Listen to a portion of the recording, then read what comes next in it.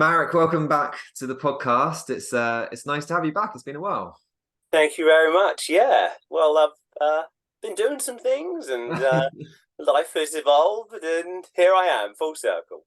Yes, for those people that haven't been listening, obviously off air, you had your second child recently. Yeah, so tomorrow is exactly 4 weeks in. So, yeah, we've been very much on the front line of that. So, going from 1 to 2 turns out very different from going from 0 to 1. Who knew? It's as if every single parent who went before me was right. So, yeah, we've been enjoying that and yeah, surviving that. The whole thing. It's been a lot, but it's also been nice. So here Yeah. we Yeah, I'm not sure if it's timely or not. The topic of today's podcast is heart rate variability. are. Well, exactly. It's been slightly variable for me the last few weeks. So yeah, I haven't been too worried about that. And perhaps that's our first lesson of the day. Yeah, recognize it's an interesting and useful metric, gives us context, but equally at the same time, we needn't be worried when Aura starts giving us some concerning messages. It's sometimes just how things go, and yeah, as we said, this is just a phase. Yes, yeah, and that actually is probably a really good message to get out from the beginning, which is kind of holding the data lightly and not ignoring actually how we feel at the Well, same time. exactly. Yeah, I was actually speaking to a client yesterday, and she was saying that I'm a little worried about starting to measure heart rate variability because my husband's been doing it for ages, and when I ask him how did you sleep, he says, "Wait 1 second." Loads up the Aura app, and they say, "Ah, that's how I slept." And yeah, I think that there's obviously a lot to be said for when yeah, we see the Instagram memes that tell us you should already know how you feel, you should already know how you set, because of course, should ideally, yeah, we should know, but that's the key thing. Well, where is each individual at with their embodiment, with their yeah, sensitivity to the internal shifts in their inner environment, all of that. That's our end goal, that's our destination. But if somebody hasn't experienced good sleep for decades or perhaps ever, or if somebody doesn't actually know what it feels like to be in a calm parasympathetic state, then it can be really important to have that guidance to confirm their suspicions that, hey, this novel, slightly, yeah, this unfamiliar feeling, it's not a bad thing. It needn't be a cause of concern, and this is where we can actually use the tools that we've got to help people just quantify that, yes, they are seeing the progress that they're expected to see. This is normal. There is, yeah, lots of reasons to embrace and to celebrate any positives. But equally, by using these metrics, we can also help predict, is there going to be any speed bumps in the road, which there often is. When somebody changes state, we can always expect a massive change in energy distribution. How is that going to play out? Well, we're going to talk about that. But yeah, if you suddenly free up energy to be better invested in the digestive tract or in the immune system, we can expect to see a change in the pans there. Do we need to worry about that? Well, this is where heart rate variability can be a really nice tool to help contextualize the answer and mean that we don't have to cross our fingers and hope it's just die up, or hope it's just yeah, a temporary adjustment process. We can, yeah, accurately plot our course and know what's around the next corner, and thus we needn't be surprised. So yeah, it's that classic human tendency to lay out a false dichotomy. Do we A, use the data, or B, do we learn how to trust the body's sensations and signals, or do we use one to enhance our ability to do other? I love that view. That's a really powerful way of thinking about it, and it takes us away from the black and the white, the yes and the no, do it, don't do it. It's the context, as always, that allows us to make these better decisions. Well, exactly. Yeah, we're used to those questions. Is carnitine good? What's the best adrenal support? Should I? Should I make use of cold showers? Yes or no? Well, again, let's have a look. Let's see what the actual situation is, and let's consider what can we expect in any one individual's situation. Perfect. So there's a lot to sort of dig into there, but before we do, are you happy just to introduce heart rate variability? Some people probably won't be familiar with this term yet. Yeah, of course. So essentially, heart rate variability is the term we use to refer to the variations in our heart rate that occur cyclically at all times. So to go a little deeper, we will go through around about 15 breath cycles per minute. Yes, some will be higher, some will be lower, but roughly around about that level. And every time we breathe in, we are going to induce activity in sympathetic nerves that innervate our heart. And every time we breathe out, we will induce activity in the parasympathetic nerves that innervate the heart. And in doing so, what we are actually triggering is a increase in heart rate, followed by the decrease. And that should be this very neat, balanced, up and down rhythm in line with our breath. Now, the key thing is how much of a response do we see when we breathe out? Is there that parasympathetic tone, or is it inhibited? If so, we're going to be able to see that in the variability. In other words, we don't see the same healthy drop in our heart rate because the parasympathetic nerves just aren't firing, or more accurately, aren't being given permission to fire in the way we might like. So that's where we get this non-intrusive method of actually seeing what the central nervous system is doing. And ultimately, how strong is our parasympathetic tone? And that's really useful information, because whenever we're talking about the vagus nerve, whenever we're talking about the central nervous system, the autonomic nervous system, what we're really interested in is what's the behavior of the vagal nerve? What's the vagal nerve trying to do? Because I think that we're hearing about the vagus nerve more and more. We recognize, okay, this is clearly really important, but to really fit it into our thinking in a simple but accurate manner, I would suggest we look at the vagus nerve as an energy management device for the human body. It's got about 80% of its fibers are afferent. They're coming in to the brain from the periphery, and they're communicating with the brain as to the state of the system. What is the energy availability? What is the predicted energy demands? And then you've got 20% of the vagal fibers are efferent, and they're going to actually instruct various organ systems on whether they should or should not be active. In other words, let's take an example. You've got a cluster of cells in your liver that's responsible for the production and the release of bile, which is later concentrated and then released by your gallbladder. But this is also a hugely relevant zone for the phase 3 detoxification, the physical elimination of fat-soluble toxins. Now, these fibers are directly innervated by the vagal nerve.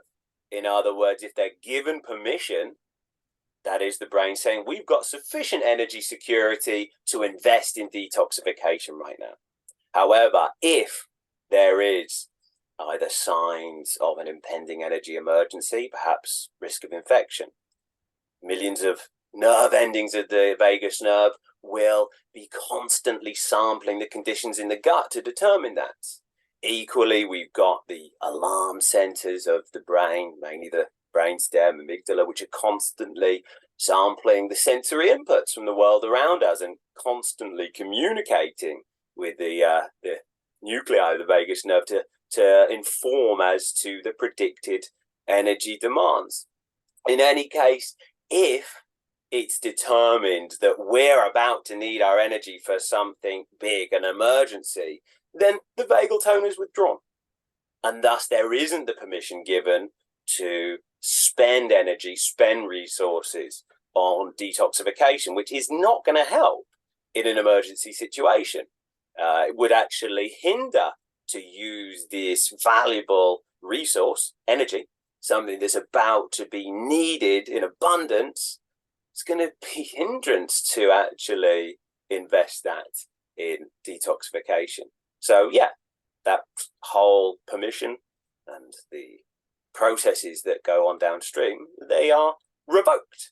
And so that doesn't happen. And that's obviously very relevant, not just as an example of how vagal nerve and how heart rate variability that measures it can actually help us understand how the body is deploying and redistributing its resources in response to environmental needs, but it's also a good example of why you don't want to run detoxification protocols when the body's in a fight and flight state, because it's not going to work.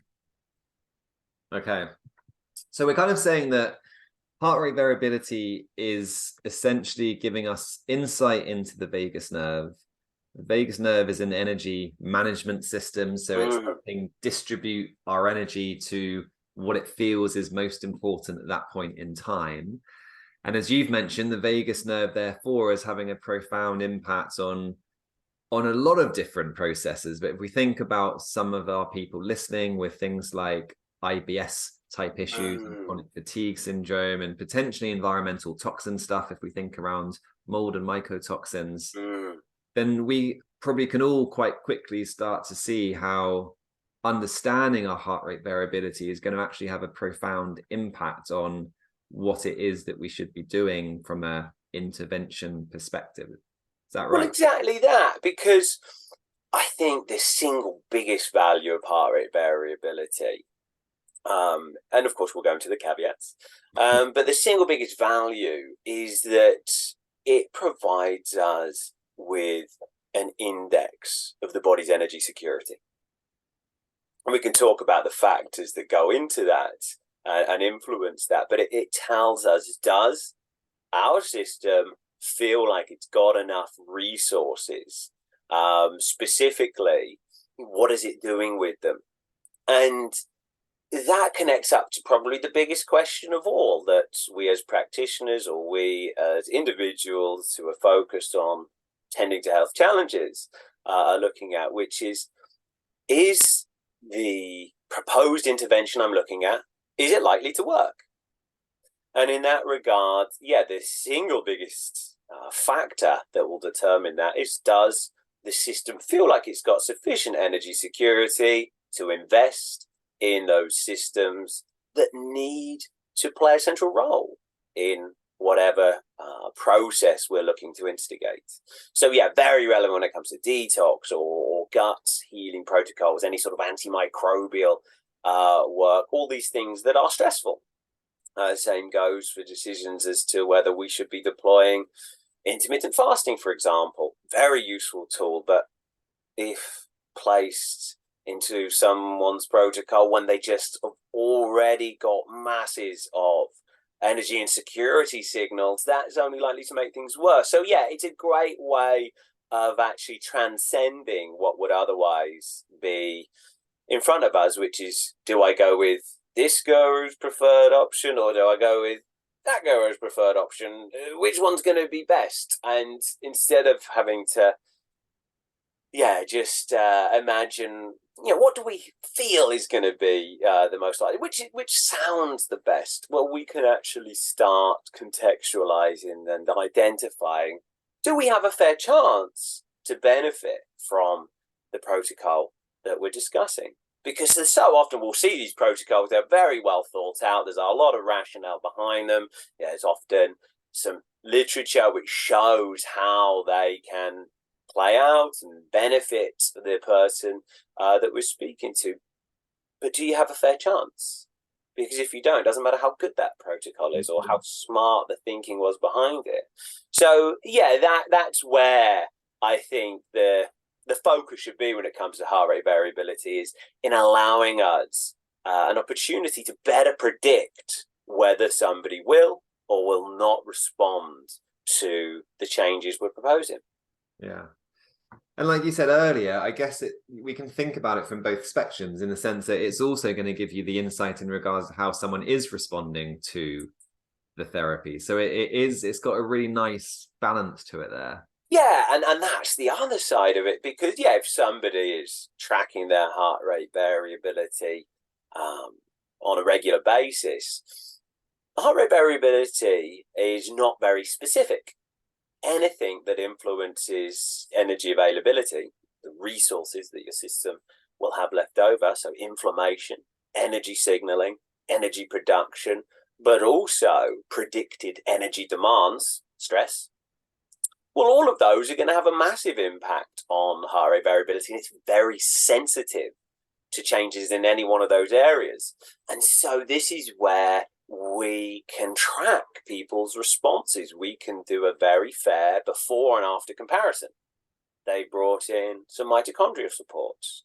Did that have a potent effect on their heart rate variability? Well, if so, we know that has made a difference. We don't need to predict. We don't need to hope that that should work. It normally works, so let's assume it has. So yeah, we can actually get feedback on a live basis as to what has moved the dial. And of course, that means that from a practitioner perspective, I can see, okay, well, when we support this particular neurotransmitter system, we get a wonderful response in this individual. We can exploit that further. Equally, it's just as useful when, let's say, we've done some organic acids testing. We've identified there's clearly lack of, let's say, vitamin B2. We provided it, but nothing's happened. Well, we know it should. We know what should happen there, and that's often where traditionally in our profession, as I'm sure you've observed over the years, there's that habit of saying, oh, well, we tried that. Let's move on. Let's try something else instead. Whereas I think there's real gold in the journey of any individual when we've identified a very specific, very clear blockage. A lack of B2 will play a very powerful role in a number of areas, but especially in energy production at the mitochondria. So if providing that doesn't have any impact, well, we need to identify that there's clearly a further issue within the relevant pathways that needs our attention. In other words, it tells us where we're missing something really, really important. So yeah, the tracking as we go through various rounds is so valuable. And that live tracking, as you say, it can happen before someone feels the difference, right? So it can be really good from a buy-in perspective that they're seeing HRV improving, but they might not just yet notice sort of symptomatically that there's improvement. And I've definitely found that in that situation, it gives them confidence and hope that under the hood stuff's changing and that it will eventually manifest.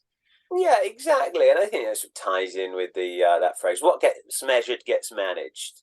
And yeah, I think it's so relevant because there are plenty of individuals who do have a very pronounced sensitivity to shifts in their inner environment, but there's also plenty in our society that don't. And it just so happens they are often more likely to be quote unquote successful individuals because they do have a talent in rising above those pesky sensory signals that would otherwise induce pronounced fatigue or potentially anxiety, or all of these things that might stop people from performing well, sustaining that for 14 hours a day, so on and so forth. So yeah, often it is a case that if somebody has spent many, many years not necessarily tapping in to how they feel, then yeah, it's going to be really difficult for them to provide an accurate answer when on session number 2, I rock up and say, so, how are you feeling?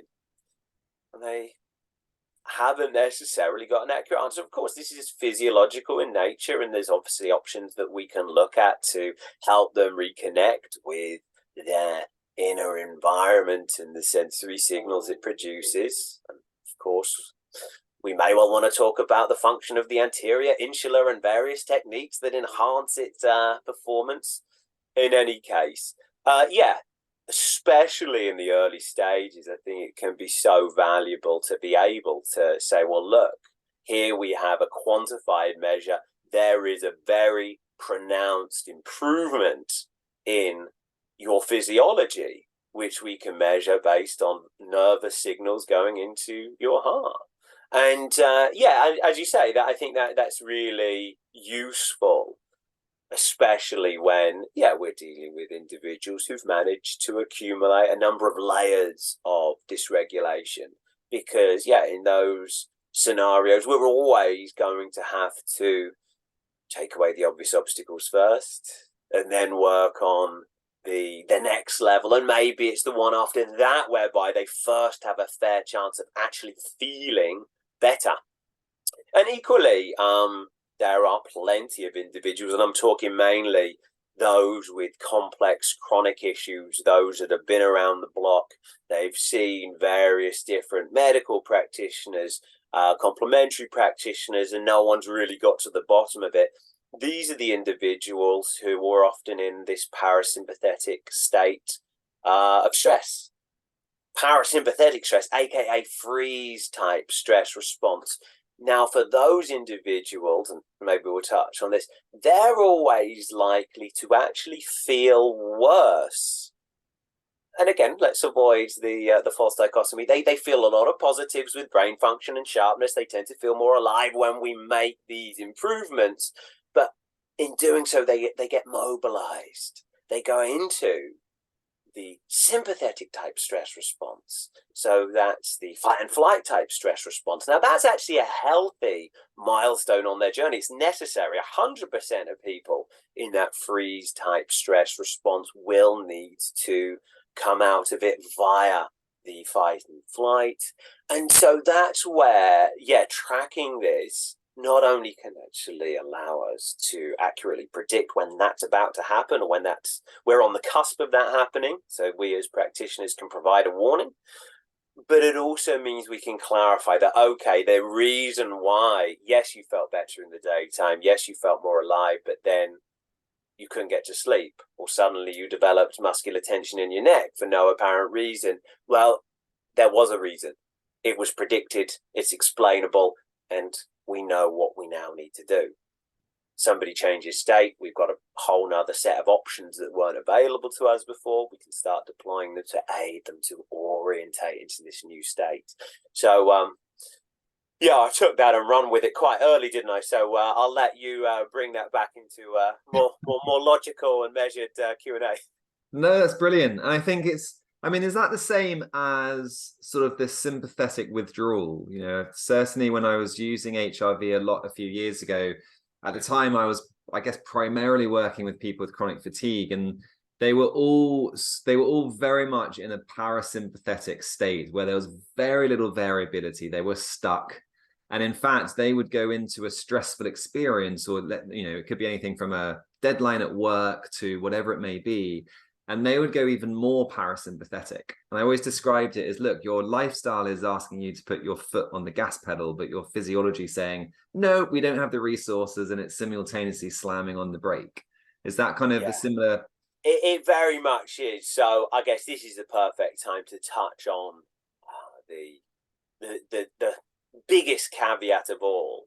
And I think the most important thing to touch on when people say, yeah, but I tried using heart rate variability, and when I was stressed, it said I wasn't. So let's touch on this, and it very much ties into the polyvagal theory, a theory that's then developed by Stephen Porges over recent decades. And he's got books on that, although even he has been quoted as saying, if you want to understand it quickly, read Deb Dana's work on it. They've worked together, and she's attempted to summarize it in highly accessible ways. But yes, what are the principles here? So I touched on energy security earlier. And ultimately, that is what the vagal nerve is both measuring at all times, and it's also what it's responding to, measuring through the afferent channels that feed in to the control centers, and then responding and coordinating the body's response based on that information through those efferent fibers. So, what determines energy security? It is a simple case of how much energy do you have versus how much energy do you want. So if you've got decent energy supply, there's no undue challenges in your environment, they're going to be roughly the same. All is good. You have energy security, and your system's going to be in that classic parasympathetic state, rest and digest, tend and befriend, parasympathetic calm. That's great. You'll have high heart rate variability. Now, what if somebody suddenly sees a tiger jump out from behind a rock? Well, suddenly they're going to need particularly high energy in order to handle this. And so there's now a gap between what we've got but what the system wants. And that's where we would deploy the sympathetic nervous system. This is mobilization, dumping energy reserves into circulation so that we are better equipped to deal with this predicted challenge. And that's the classic fight and flight type stress response. We're extra alert, we are extra vigilant. Most people think of that when we talk about the stress response, but where it's so important to just delineate some of the black and white views that we might see in discussions on HRV Online is that there's also a state of parasympathetic stress. So this is where typically not only does the individual have these high energy requirements, but their baseline energy availability is really low. There is no longer a big gap between what they've got and what they need. There's now a ginormous gap, an excessive gap. The stress response isn't going to be able to bridge it. It's too big a difference. And so this is where the system demobilizes, because mobilization is going to be futile. It doesn't have the physical capacity to muster up those resources that it predicts it's about to need. And so it uses the last resort, playing dead, turning it off. So it's demobilized once again, but not because there's no need to mobilize, but now because there's no point. And so this is where we again see the parasympathetic system take over. It's all about saving energy, playing dead until times change. And that's where again we'll see this massive spike in heart rate variability. And so that's where people will feel awful, probably have all sorts of gut issues. We'll find that brain fog is an incessant issue. And yet the heart rate variability is really good. And so some of the black and white online discussions of heart rate variability would paint it as, if your heart rate variability is low, you are parasympathetic, you are calm, that is good. If you are in a sympathetic state, if your heart rate variability is high, well, then you are stressed, and that is bad. And it doesn't account for the parasympathetic stress, which, if somebody has both major stress responses, perhaps because there is major burdens on their system through workload and day-to-day life, or more often because their brainstem has essentially retained some out-of-date coding.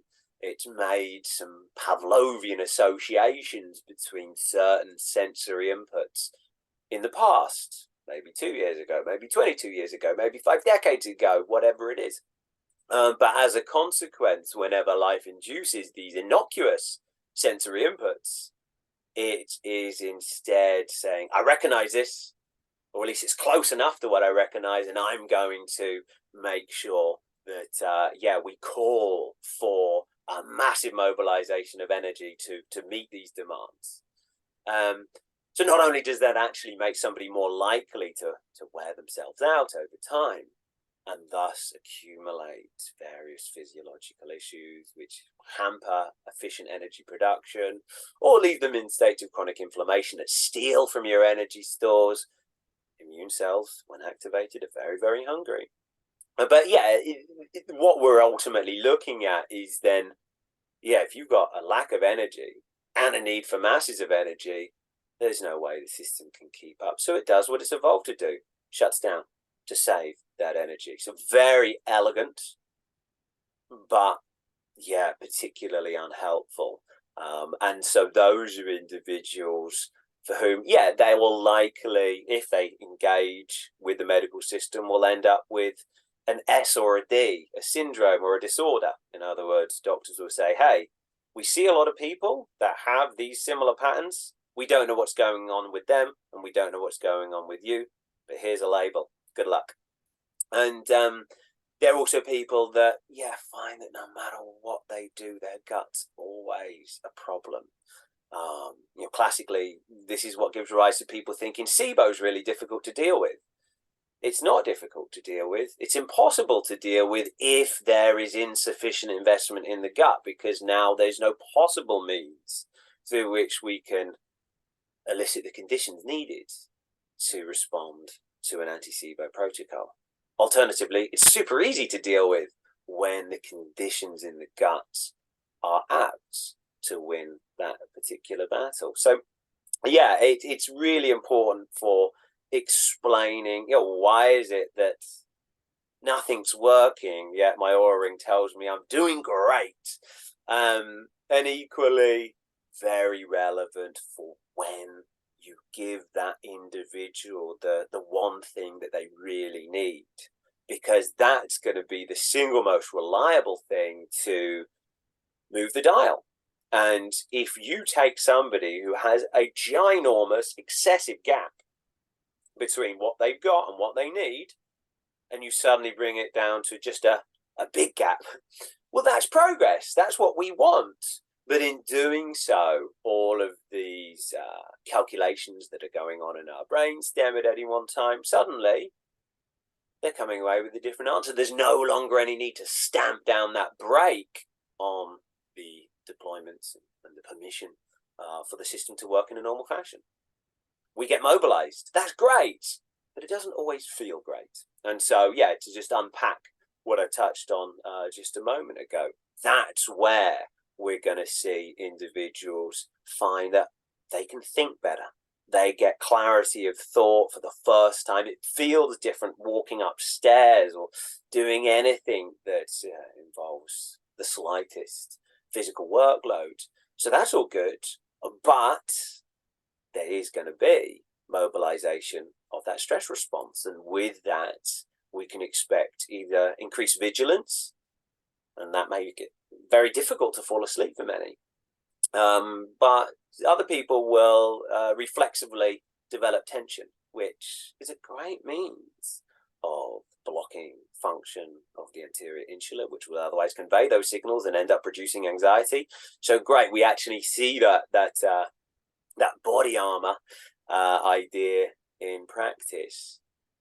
But it's often where people will suddenly develop neck pain or back pain, or potentially changes in digestive function, spasms in their intestinal muscles, which, as well as being uncomfortable with the bloating, can equally cause some chaos there, and ironically lead on to other complications. So all of those are things that we're used to dealing with and solving, and it's in most cases the solution is simple but not necessarily easy. But the principle that I would focus on more than any other is that there is a real opportunity to better move people through that most difficult challenge that will befall everyone who has had these complex chronic issues for long periods of time. And yeah, heart rate variability allows us to predict it and to manage it in a way that otherwise might leave us doing what unfortunately has become too common in our industry, which we say, okay, well, I'll tell you what, let's remove that mitochondrial support, or I'll tell you what, eating enough calories per day, or that didn't go well. Let's go back to intermittent fasting and starving you, etc. Of course, I'm exaggerating and dramatizing with some of those words there, but yeah, there has been that pattern of, oh, well, that didn't work, that wrecked your sleep, let's take it out, when we've got means of quantifying and demonstrating beyond hypotheses that this was the one thing that the person needed more than anything else. We don't want to take it away. That's the one thing that's going to move them into the new territory we need to get them to. So instead of taking them back out, why don't we help them all reintake?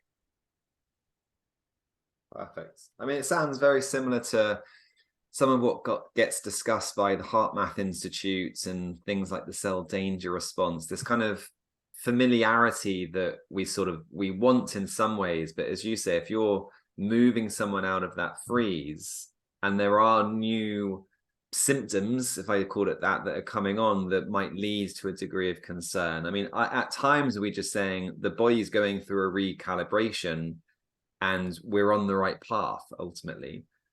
Exactly that. And so there are plenty of times when we don't need to do anything. A very decent number of people will find that, yeah, it is more difficult to fall asleep for those first few nights. And that's where potentially some calming herbs can be so handy. Not necessarily as the solution, but as a means to just make it easier to cross over, because we do a whole lot of updating and thus orientation during REM sleep dreaming. It's got a purpose to help us simulate all the possible outcomes of various sensory inputs to make sense of what this means for us, or more accurately, what it could mean depending on different contexts. And as soon as we quantify these novel signals in our environment, especially these novel signals in our inner environment, then we needn't worry about what do they mean for us. We needn't be in that limbo state of there's a whole load of signals which kind of sort of look and feel like signals that we associate with a bad outcome, not sure what to do. So let's maintain readiness at all costs.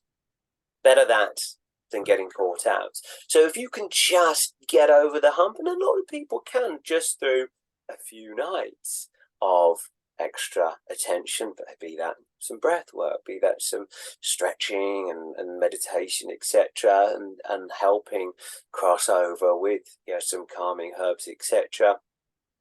Great. There's more techniques than that, just to point that out. But yeah, I want to just provide that with some context. That's great. For some people, they're going to need to go about it slower.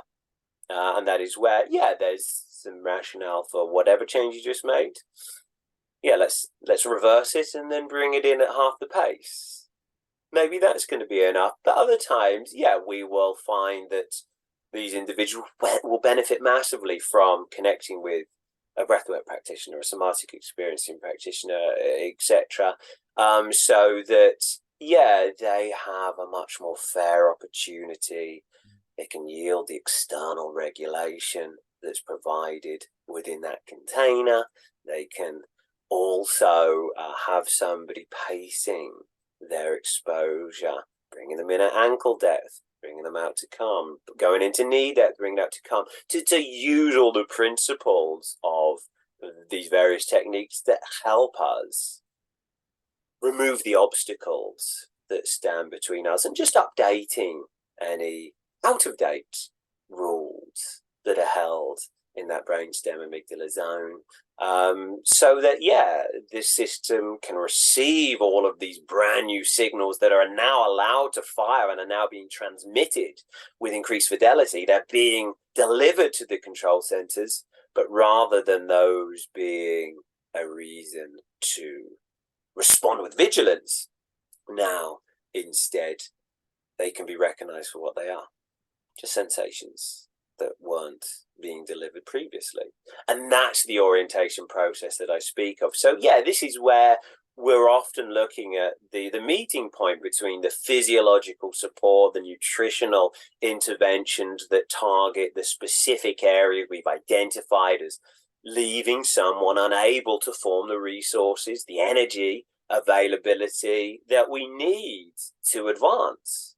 Well, we've tended to that, but does that now move them into a brand new territory that they haven't been in for many, many years, and are doing so not with optimal resources, just with more resources than before? So it's still a low resource state, and that's where the usual expectations we might place on just get some good night's sleep, that'll fix it. Well, it may well do in somebody who has got good sleep, has got the energetic supply for their central nervous system to mop up glutamate signaling and then actually maintain a neurotransmitter environment that permits that sort of deep sleep we're after. But if there's still obstacles and disadvantages, which is going to be the moment somebody enters that mobilized state for the first time, then acknowledging what has been utilized by various healing traditions for thousands of years to actually settle the system. Well, we've got those options and we can use them, and thanks to heart rate variability, we can track exactly how the system's responding, both to those non-nutritional interventions, but equally those that are used to help calm the system, and alter the inner environment to help that orientation process. Mm-hmm. Perfect. Something that comes up during some of what you share there is almost this idea that at times the relationship we have with symptoms can make things more complicated. If we're seeing symptoms as always kind of bad that we need to immediately jump on, then it could be quite problematic. Whereas if we can change that perspective to maybe where they're, I don't know, messengers, a bit of feedback, then we can start to, I guess, navigate this a little bit more mindfully, for want of a better way of describing it. Sure. And, a warning here, I feel a quote coming on. I don't even remember whose quote it is, but the quote is that we often confuse the healing process with the disease. And I do think that that's apt because, when the body's in a freeze response and suddenly goes into mobilization, then, we're going to provide permission for various areas of the system that weren't being given that permission previously. And that includes the immune system. And thus, we can often see inflammatory symptoms appear when previously there was none. Equally, it's worthwhile touching on just a specific example, A, because it helps illustrate the point, and B, because it's the single most common mechanism I see play out on the front line. And that's the way that we'll suddenly see a spike in the arousal, spike in the mobilization. And where do stress responses start? Well, when it comes to the physiological changes that we associate with the stress response, they all start here in the hypothalamus. The hypothalamus is the most archetypal zone of the body that's doing that calculation. How much resources do I have? How much resources do I want? And when it senses that there's that gap, when it senses a need to rebalance that equation, well, then it's going to unleash what we know as the stress response. And it starts with a chemical called CRH, corticotropin-releasing hormone. And that then works on the pituitary and triggers all of these cascades that ultimately result in the adrenals pumping out the adrenaline and slightly later on in the process, the cortisol. So yeah, so that's how it all begins. But what's really relevant here is that there's one type of immune cell that have receptors for CRH, and those are the mast cells, the cells that act as frontline responders.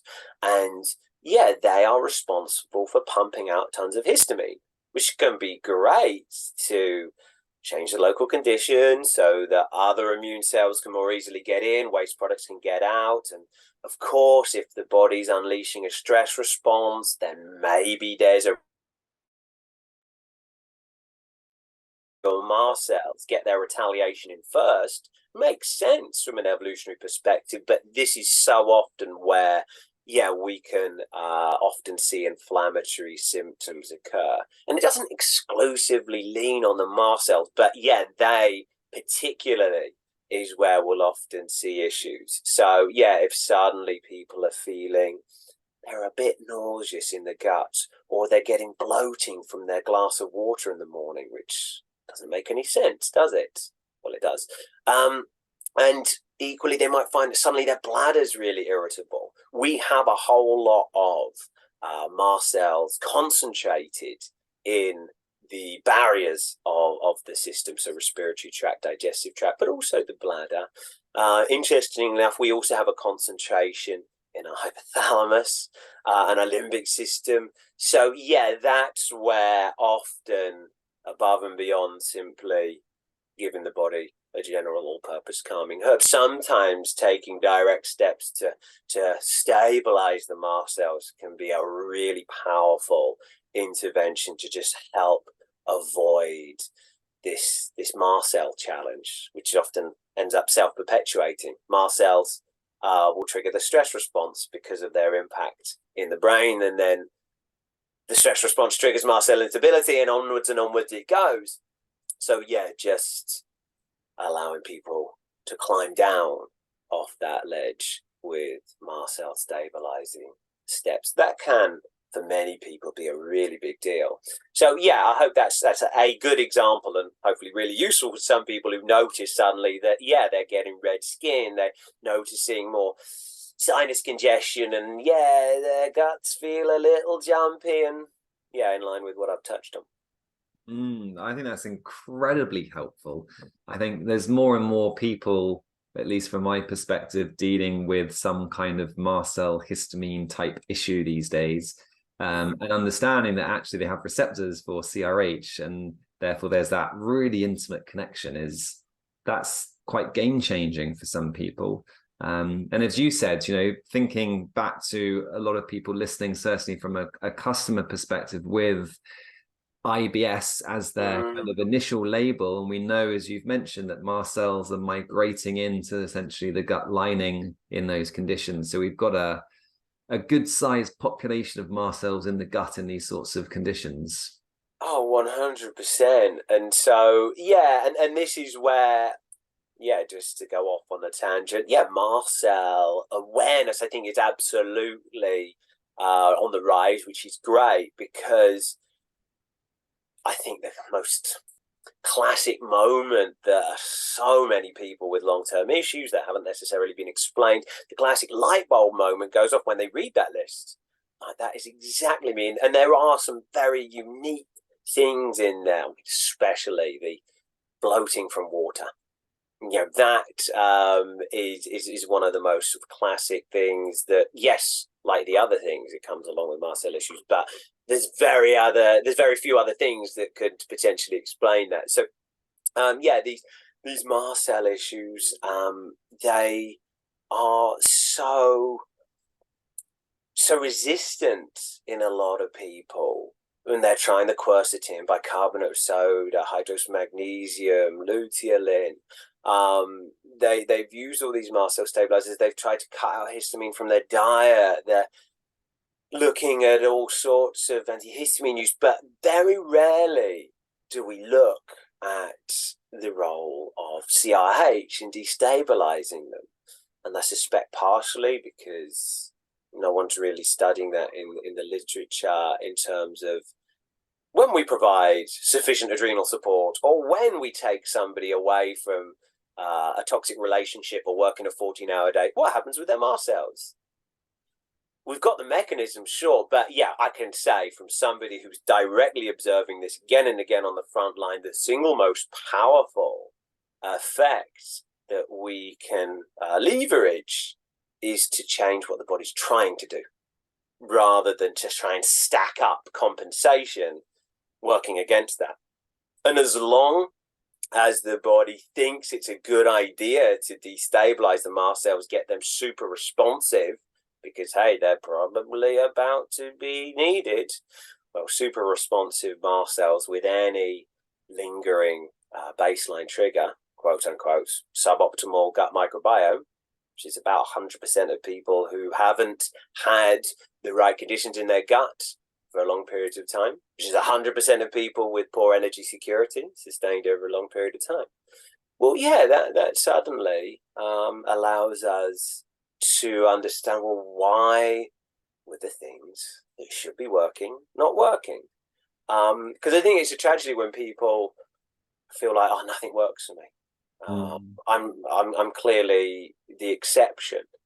And that is categorically where so many people are at, because they've seen 13, 14 practitioners, and there's normally a whole load of patterns that they will have that could connect up to hypothyroidism, that connect up directly to SIBO, that connect up to heavy metal issues. And often they'll have all of these things going on, but how many of them are just simply downstream of this lack of energy security?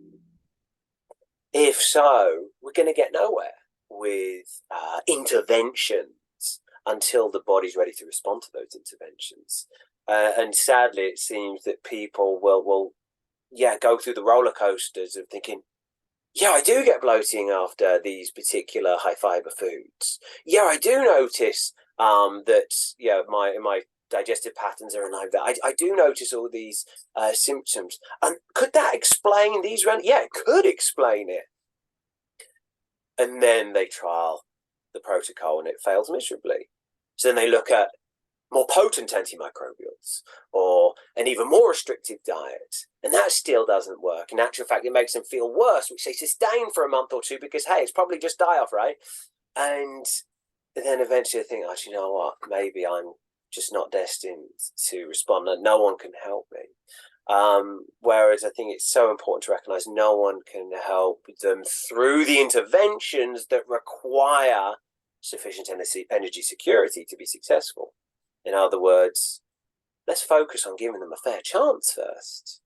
And then, the irony being, I'll often repeat the exact same procedure or something so similar to the procedure that failed for them the prior year. And how it works just fine. So, yeah, that's where it is very important that it not only gives us an opportunity to leverage effective changes and recommendations, but also it allows us to understand that these are not individuals that can't be helped. They categorically can. It's just that there is only one route for them, and that is to first establish some sort of energy security. Now, whether that relates to poor mitochondrial function and energy production, or whether that relates to energy signaling, think insulin sensitivity or thyroid issues, or whether that relates to energy theft from excessive inflammation, or of course whether that relates to excessive demands, either because cortisol can't communicate backwards because it's not being produced effectively, or more accurate, more likely, the sensitivity of receptors has been lost, or because there's just so much load on them through their day-to-day life, or indeed because the alarm centers of the brain are constantly predicting there's a need for high energy, even though the signals coming in are innocuous. They've just got out-of-date associations that need updating. That's buried stress. We'd probably talk about that as. Yeah, it may be one of those four zones, and normally it's a combination of them all. The individual have their unique set of contributions there, and they'll get better responses from dealing with certain areas versus the others. That's the nature of individual support. But yeah, when we work backwards from what we can see, what's obvious and measurable, suddenly, to quote myself from about half an hour ago, the principles become simple. The action is not always easy, but we can now actually explain what's happening and why in a very obvious and intuitive way. And I think that in itself has a lot of value versus the merry-go-round of different practitioners and getting the hopes up to have them dashed. Instead, we can actually lay out, hey, this is the stages you need to go through. Here's where you'll feel better generally. Here's where you'll see a lot of improvements in certain zones, but challenges will come with it. We can tell people, what's part and parcel, but also, when there are signs of things going off track, perhaps with that mast cell, stress response, self-perpetuating cycle, etc. So, there is a very well-established and ultimately simple explanation for a lot of these things, even if the individual moving parts can build a more complex physiological picture. Amazing. Thank you. You've also answered the question that I was burning to ask, right? What are some of the things we need to be considering? Because there are so many people, as you say, who have gone through multiple protocols and are kind of still where they were however long ago. And I think to be able to understand this from sort of an energy management distribution perspective, and you've listed, some really key areas we need to be thinking around, everything from blood sugar control to mitochondrial function to thyroid function, etc. That's super helpful, I think, both for practitioners and sort of the public tuning in. Right. So with all that in mind, is there anything else that you would like to share on just the topic of HRV? I mean, I have one incredibly basic question that maybe we can finish with if there's nothing else that you want to touch on. Okay, is there anything else that I guess just a couple of things that are worth touching on. We've touched on the sort of the biggest misuse of heart rate variability on the front line, in that people often will discuss it in terms of good and bad, high and low, stressed or not stressed, when actually it's simply a means to index whether you are mobilized or demobilized. And we can very easily contextualize that simply by 2-minute chat with the individual as to where they're at. But equally probably worthwhile touching on how sometimes there are also major flaws in some research that talks about heart rate variability. And I think for the more curious of the listeners who will obviously go out and look at the role of heart rate variability, in the literature, there is, of course, in all evidence-based medicine, this one bugbear that I know I've spoken of before, in that it treats the average response from a group as the one true response, which, of course, when dealing with something that tells us where is an individual at, there's this major potential problem in interpreting what we see. And it ties in with what we spoke about, the fact that stress response can play out in the classic fight or flight, sympathetic dominant, or it can play out in the freeze type, parasympathetic dominant. And so you'll see very different heart rate variability readings in those two different states. So this is where, well, if you take a cohort of individuals with chronic fatigue or PTSD or OCD or anxiety disorders of any kind, anything that involves long-term stress on the system, how many of those will be in the sympathetic state? How many of those will be in a parasympathetic stress state?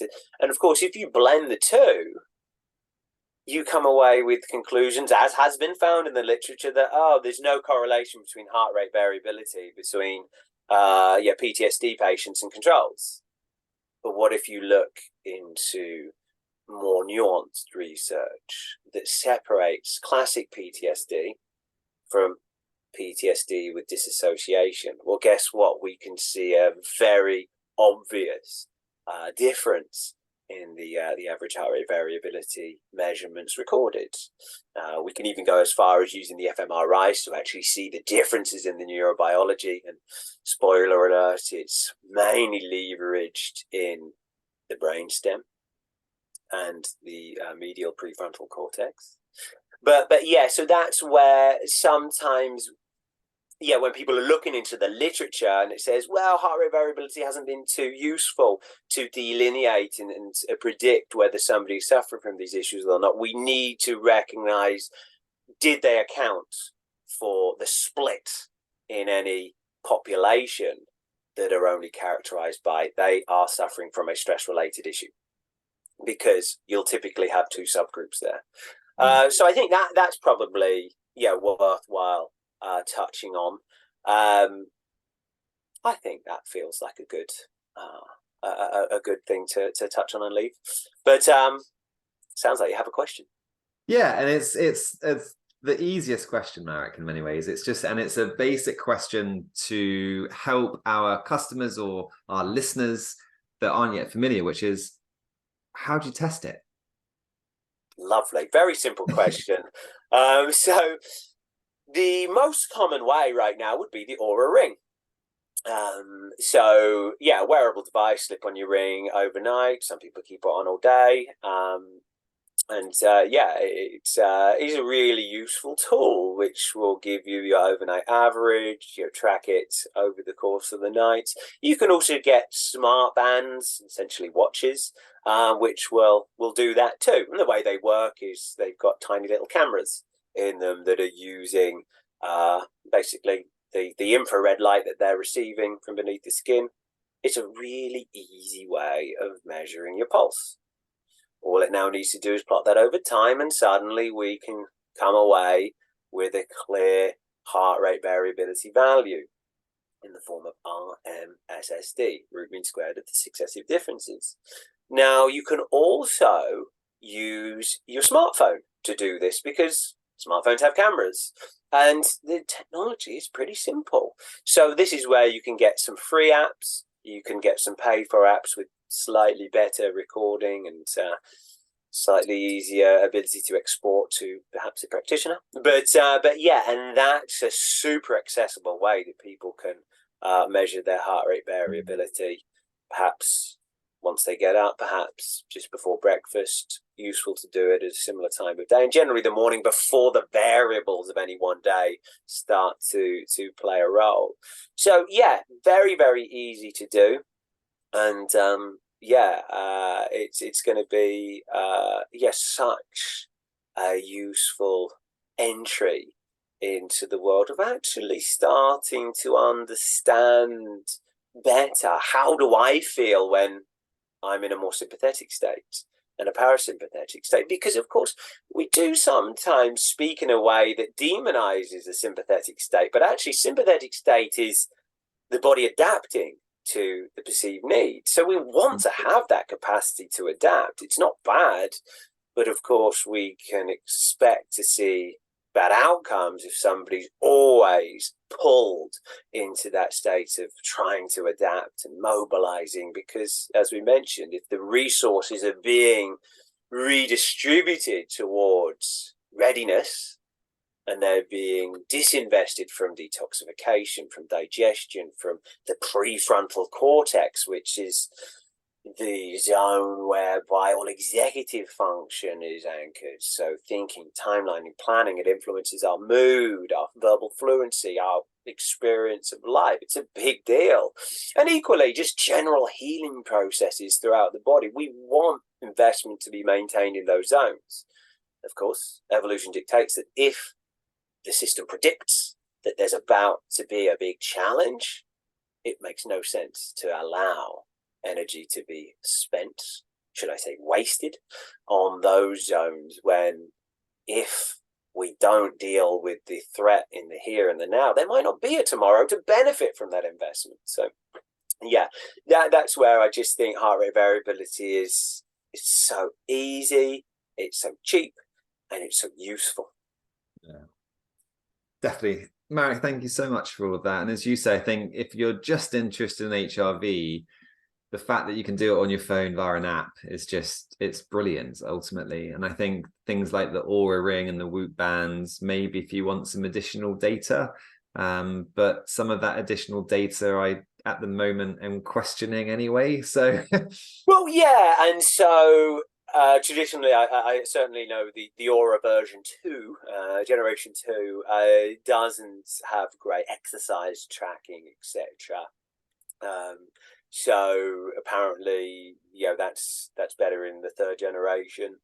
But yeah, the Whoop band works through a different technology, so that's okay. or ECG, and so you can actually produce slightly different parameters. But yeah, have I ever felt, oh, those extra parameters are vital for me to make heads or tails of this? Not, and that's never happened. So that certainly, if we're getting into exercise physiology, that's where the Whoop bands can certainly be really handy to give us added data, especially in the midst of the actual loading or the immediate recovery. But yeah, for most people, an Oura Ring or using that app on the phone, it's going to give them a really great start to yielding this picture that we speak of, and ultimately helping them to answer the 2 questions I tabled at the start. How am I likely to respond to the change I'm considering? And do I have a fair chance? Perfect.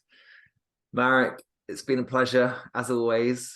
As always. Thank you really so much for coming on. Check in and talk about more stuff I like talking about. Brilliant. Well, I hope things go well over the coming weeks with the new member in your family. So far, so good. It's all we could ask for. So, I mean, Aura disagrees on the sleep quantity, but I'm sure soon enough it will stop bitching at me and give me more crowns on my daily summary. We'll see what's what. But again, it's just a number. Yes, brilliant. Marek, thank you so much, and we'll speak again, I'm sure. Well, thank you. Until next time.